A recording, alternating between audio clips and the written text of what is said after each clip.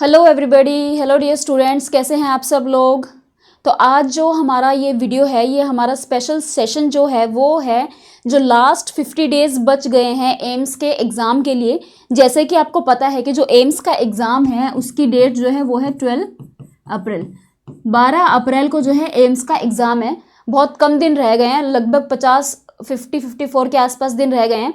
तो अब आपको लास्ट टाइम में कितने दिन कितने सब्जेक्ट को देने चाहिए उसके बारे में हम ये वीडियो लेकर आए हैं कि कौन कौन से सब्जेक्ट जो है वो मेन सब्जेक्ट्स हैं और कितने दिन आपको कितने सब्जेक्ट को देने चाहिए, उसके ऊपर जो है मैं ये वीडियो लेकर आई हूँ। बहुत ही इंपॉर्टेंट होने वाला है, बहुत ही बेनिफिशियल होने वाला है, तो ध्यान से सुनिएगा। तो सबसे पहले हम बात करेंगे नर्सिंग के सब्जेक्ट की। तो जैसे हमारे जो नर्सिंग के मेन सब्जेक्ट हैं, जो हमारे नर्सिंग के मेन सब्जेक्ट है जिसमें से कि ज़्यादातर पोर्शन आता है। For example fundamental of nursing, जैसे कि फंडामेंटल ऑफ नर्सिंग सबसे पहले आता है फंडामेंटल ऑफ नर्सिंग। तो फंडामेंटल ऑफ नर्सिंग को आप दीजिए अभी 1 वीक। फंडामेंटल ऑफ नर्सिंग जो है उसको आपको देना है 1 वीक। उसके अंदर आपको फंडामेंटल ऑफ नर्सिंग जो है थ्योरी और प्लस जितने क्वेश्चंस आप कर सकते हैं, जितने भी क्वेश्चंस आप कर सकते हैं उतने क्वेश्चंस जो है वो आपको फंडामेंटल ऑफ नर्सिंग के करने हैं। जैसे कि फंडामेंटल ऑफ नर्सिंग के अंदर कुछ इंपॉर्टेंट टॉपिक्स है जिसमें से कि हमेशा क्वेश्चन आते ही हैं, जैसे इंट्यूबेशन हो गया, जैसे सक्शनिंग हो गया, ठीक है। और उसके अलावा जैसे कि हमारे ये ऑक्सीजन मास्क हो जाते हैं, ठीक है। तो बहुत सारे ऐसे टॉपिक्स हैं जिसमें से कि क्वेश्चंस जो है वो प्रीवियसली आए हैं, टॉपिक्स में बहुत ज़्यादा पूछे गए हैं। तो ऐसे टॉपिक्स के ऊपर आपको ज़्यादा फोकस करना है, लेकिन छोड़नी कोई भी चीज़ नहीं है, कोई भी चीज़ नहीं छोड़नी है। तो हमें सबसे पहले 1 वीक में आपको फंडामेंटल जो है उसको कंप्लीट करना ही है। फिर उसके बाद में जो हमारे बाकी छोटे छोटे जो मेन बड़ा सब्जेक्ट है, एक तो फंडामेंटल है और एक है मेडिकल सर्जिकल नर्सिंग। बाकी जो सब्जेक्ट है जैसे कि हमारा है कम्युनिटी हेल्थ नर्सिंग, जैसे कि हमारा हो गया कम्युनिटी हेल्थ नर्सिंग। फिर उसके अलावा जैसे कि हमारा है चाइल्ड हेल्थ नर्सिंग, और उसके अलावा जैसे कि हो गया है मेंटल हेल्थ नर्सिंग।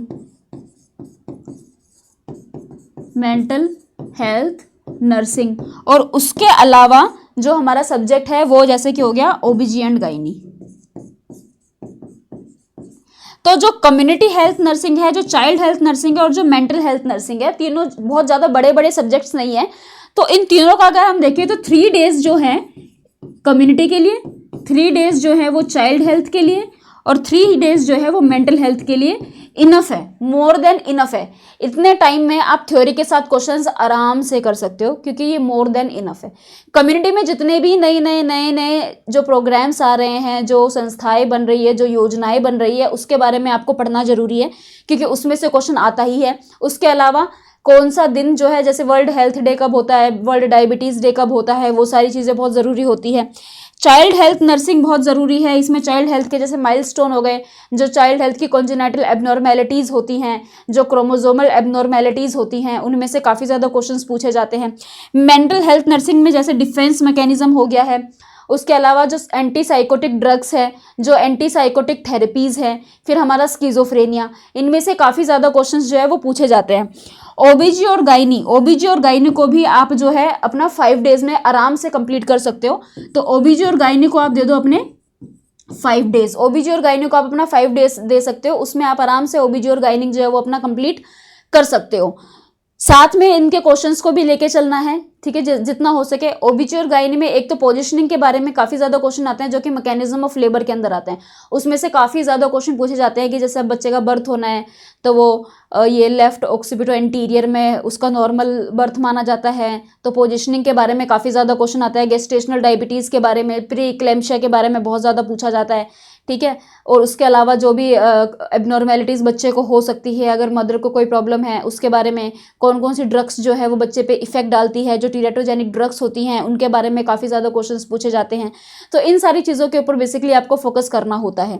तो ये तो हमारे मेन सब्जेक्ट्स होते हैं। उसके अलावा अब कुछ छोटे छोटे सब्जेक्ट जो हैं उनको बिल्कुल भी नहीं छोड़ना। होता क्या है कि मेन सब्जेक्ट के चक्कर में हम छोटे सब्जेक्ट को छोड़ देते हैं, तो छोटे सब्जेक्ट को बिल्कुल भी नहीं छोड़ना। एक एक क्वेश्चन बहुत इंपॉर्टेंट होता है, एक एक नंबर से सिलेक्शन रुक जाता है।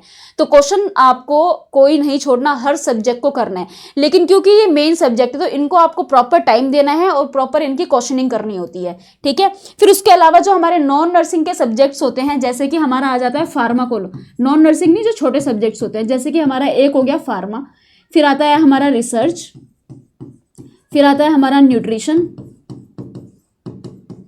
फिर आता है हमारे पास नर्सिंग एजुकेशन, फिर आता है हमारे पास नर्सिंग मैनेजमेंट, फिर आता है हमारे पास माइक्रो, ठीक है। तो ये कुछ छोटे छोटे हमारे सब्जेक्ट्स होते हैं, pharma, research, nutrition, nursing education, nursing management और माइक्रो।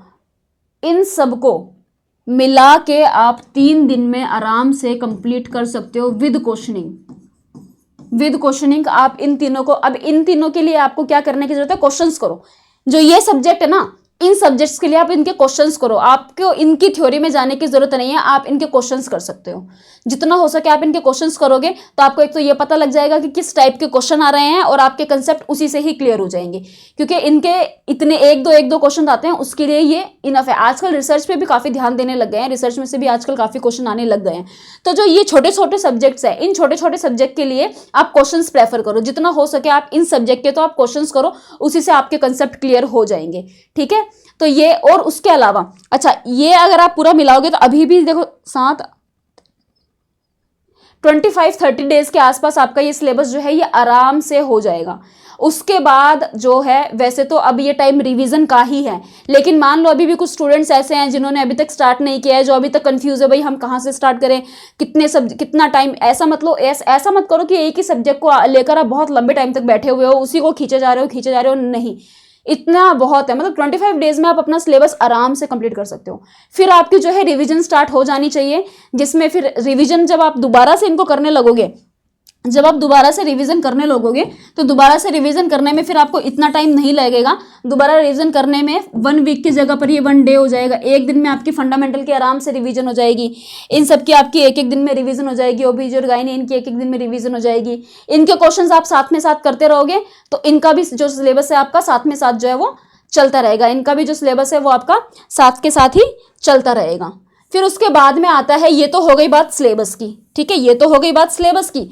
ठीक है भाई, सिलेबस तो हो रहे हैं, लेकिन क्वेश्चन प्रैक्टिस भी तो जरूरी है। क्वेश्चन प्रैक्टिस के बिना कुछ नहीं है। तो एक पहला तो हो गया भाई, आपको अपना सिलेबस पूरा करना है, ठीक है, जो कि आपका 25 डेज में बहुत ही आराम से आपका सिलेबस जो है वो अभी भी हो सकता है, ठीक है। उसके अलावा डेली आपको मॉक टेस्ट देने हैं। डेली आप जो है मॉक टेस्ट दो। डेली का एक टेस्ट जो है वो आपको देना ही देना है। This is very very compulsory, क्योंकि नेगेटिव मार्किंग रोकनी भी तो जरूरी है। ज्यादातर लोगों की सिलेक्शन जो है ना उनको आता होता है, लेकिन वो नेगेटिव मार्किंग की वजह से ज्यादातर लोगों के सिलेक्शन रुक जाते हैं। तो नेगेटिव मार्किंग तो रोकना बहुत जरूरी है। इसलिए जितना हो सके उतना क्वेश्चन प्रैक्टिस करो, जितना कर सकते हो उतना। डेली का एक क्वेश्चन पेपर आपको करना ही करना है। डेली का एक टाइम फिक्स कर लो। जैसे अब मान लो एम्स का एग्जाम देने जाओगे, सुबह 9 बजे एग्जाम शुरू हो रहा है, तो सुबह 9 बजे आप अपना डेली का एक टाइम शेड्यूल बना लो कि भाई मेरे को सुबह 9 बजे जो है एग्जाम देना है, मुझे सुबह 9 बजे जो है एग्जाम देना है। तो डेली सुबह 9 बजे एक पेपर दे दो। जो भी आप टेस्ट सीरीज है, आप टेस्ट सीरीज ले सकते हो, और अपना सुबह 9 बजे आप अपना एक बैठ के क्वेश्चन दे दो। इससे आपका माइंड जो है उस टाइम के लिए प्रिपेयर हो जाएगा, और उस टाइम में आपका माइंड अच्छा चलेगा। इससे आपकी नेगेटिव मार्किंग जो है वो रुकेगी, ठीक है। तो ये आप करना एक शुरू कर सकते हो। डेली के आपको टेस्ट देने हैं। रिवीजन करो। रिवीजन करना जो है वो बहुत ही ज़्यादा ज़रूरी है। जितना हो सके उतना आपको रिवीजन करनी है।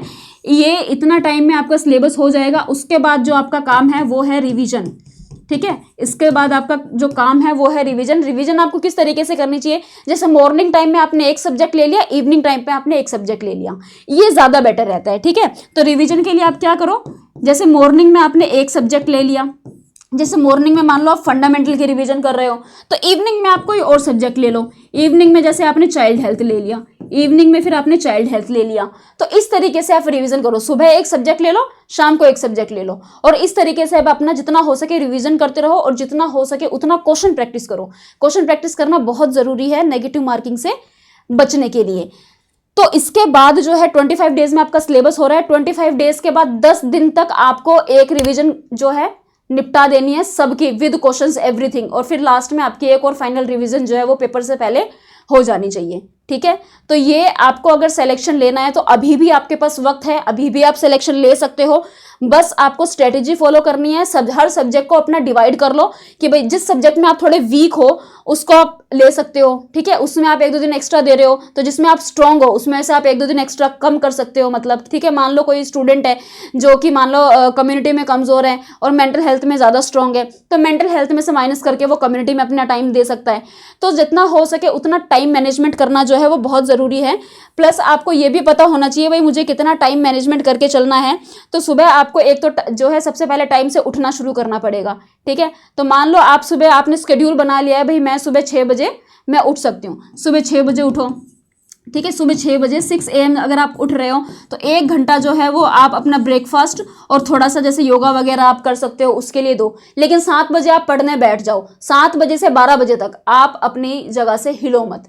7 से 12 बजे तक आप अपनी जगह से हिलो मत। 12 से 1 फिर आप अपना लंच करो और 1 बजे आप दोबारा पढ़ने बैठो। 2 घंटे पढ़ो आप, 3 घंटे पढ़ो आप, मान लो आप 4 बजे तक पढ़ो, 4 से 5 1 घंटा रेस्ट कर लो, ठीक है। 1 घंटा आप रेस्ट करो और फिर आप 5 बजे बैठ जाओ दोबारा पढ़ने के लिए। शाम को 8 बजे तक आराम से पढ़ो, फिर अपना 1 घंटा जो है आपने डिनर वगैरह में लगा दिया और अपना फिर रात को जो है आप अपना 1 बजे तक 12 बजे तक आराम से पढ़ सकते हो। जो नाइट पर्सन होते हैं वो नाइट स्टडी कर सकते हैं, जो दिन के होते हैं वो दिन में स्टडी कर सकते हैं।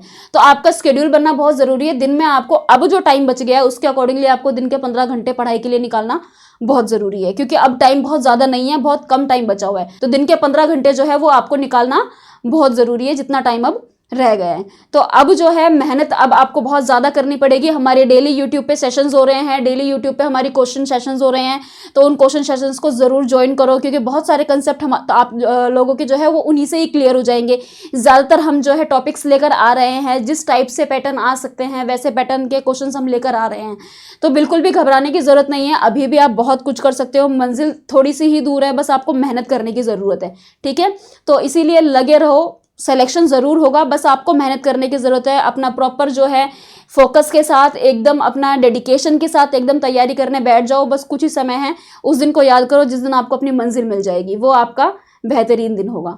चलो ठीक है, मिलते हैं नेक्स्ट वीडियो में। तब तक के लिए thank you so much. Stay happy, stay focused, stay healthy. Thank you so much.